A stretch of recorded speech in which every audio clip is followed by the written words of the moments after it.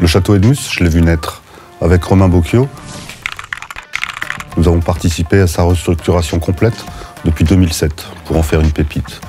Je suis Stéphane de Renoncourt, fondateur de Renoncourt Consultants.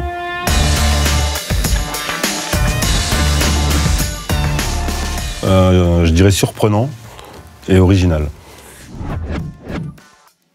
Surprenant parce qu'on va casser les codes là.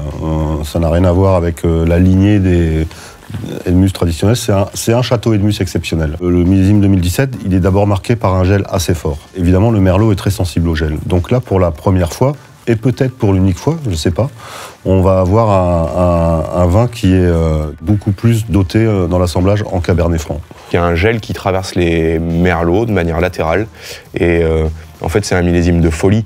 Parce que pour produire ce vin, il y a une intervention, une orfèvrerie à la vigne qui est sans limite. On lance des équipes qui vont de manière minutieuse, quasi chirurgicale, sélectionner chaque branche. Tout ça pour essayer de recentrer la maturité et avoir des choses qui... avoir une vendange qui soit homogène et qui soit mûre.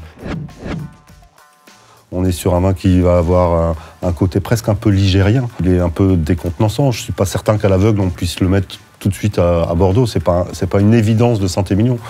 Ça part dans une complexité un peu différente. Où on a l'habitude d'avoir des vins qui sont relativement sphériques. Et là, on est sur un profil qui est peut-être un peu plus ferme, mais qui est un vin très étiré, qui s'exprime tout en longueur, avec une trame tannique peut-être un peu plus serrée que d'habitude, dû à ces Cabernets Francs qui font des tanins beaucoup plus serrés, beaucoup plus fins.